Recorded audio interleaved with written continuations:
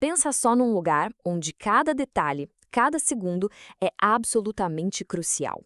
Um ambiente de altíssima complexidade, onde o menor deslize pode ter uma consequência enorme. Pois é, esse lugar é uma unidade de terapia intensiva, a UTI. E bem no meio de tudo isso, existe uma ferramenta que ajuda a organizar todo esse caos. Pode parecer uma comparação meio maluca, né?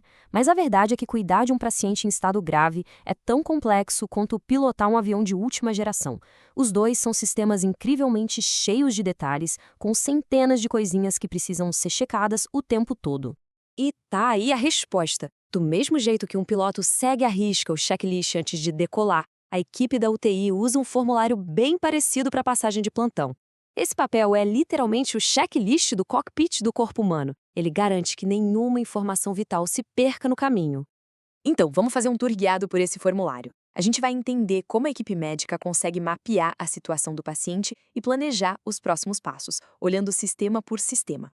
Antes de mergulhar nos detalhes de cada sistema, a primeira parada é um resumão. Sabe, quem é essa pessoa, qual o histórico dela, as comorbidades e, o mais importante, por que ela está na UTI. Isso já dá todo o contexto que a equipe precisa para começar.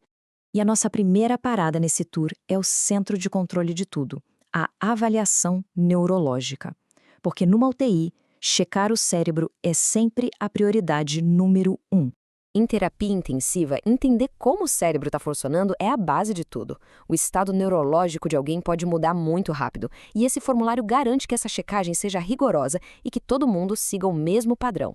Uma das ferramentas mais importantes aqui é a tal da escala de coma de Glasgow. Pensa nela como uma nota, uma forma rápida e que todo mundo entende para classificar o nível de consciência do paciente. A equipe olha a abertura dos olhos, a resposta com palavras e a resposta motora. É um número que, olha, diz muita coisa. E a análise vai bem além do Glasgow, o que mostra como o checklist é profundo. A equipe anota o nível de sedação usando outra escala, o RASS. Vê a reação das pupilas à luz, registra quais sedativos estão sendo usados e se tentaram fazer o despertar matinal para avaliar o cérebro sem o efeito dos remédios.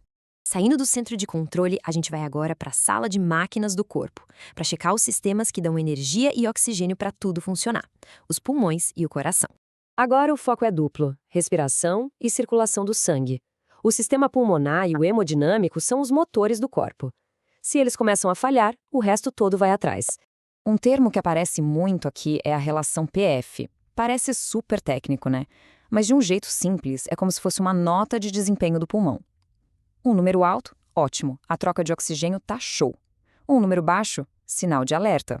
E esse formulário responde na hora uma pergunta essencial. O paciente está respirando por conta própria ou precisa da ajuda de um ventilador mecânico, a famosa VM? A pessoa está em ar ambiente, com um pouquinho de oxigênio, ou está totalmente dependente da máquina? Tá tudo ali, bem claro. Agora, do lado da circulação, a presença da noradrenalina é um baita indicador. É um remédio super potente que ajuda a manter a pressão arterial. A dose que está anotada ali no formulário diz para a equipe o quão forte o sistema circulatório está precisando de ajuda. Ok, nossa próxima sessão vai cobrir aqueles sistemas de suporte essenciais do corpo, sabe? Os responsáveis pela parte da digestão e da filtragem. Os rins, bom, eles são o nosso sistema de filtragem.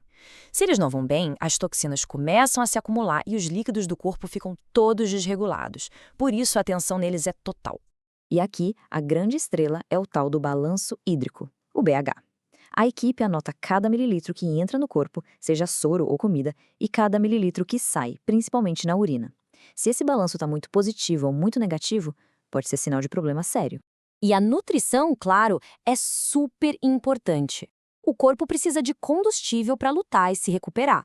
Então, essa parte do checklist responde. O paciente está em jejum? Está conseguindo comer pela boca? Ou está precisando de comida por uma sonda? A S&D. Mas o ponto crucial é o seguinte.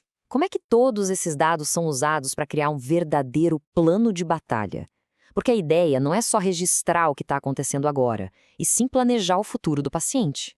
Essa parte do checklist é tipo o quartel-general da luta contra infecções. A equipe fica de olho nos exames de sangue, como a contagem de leucócitos e a proteína C reativa, para ver se o corpo está combatendo alguma infecção e se o tratamento está fazendo efeito. E aqui que a gente vê o lado proativo do formulário. Ele guia o que a equipe chama de plano de desinvasão. O objetivo é sempre tirar os suportes invasivos e diminuir as intervenções assim que for seguro. Olha só essa pergunta, direto do formulário. Ela força a equipe a pensar ativamente sobre o progresso do paciente todo santo dia.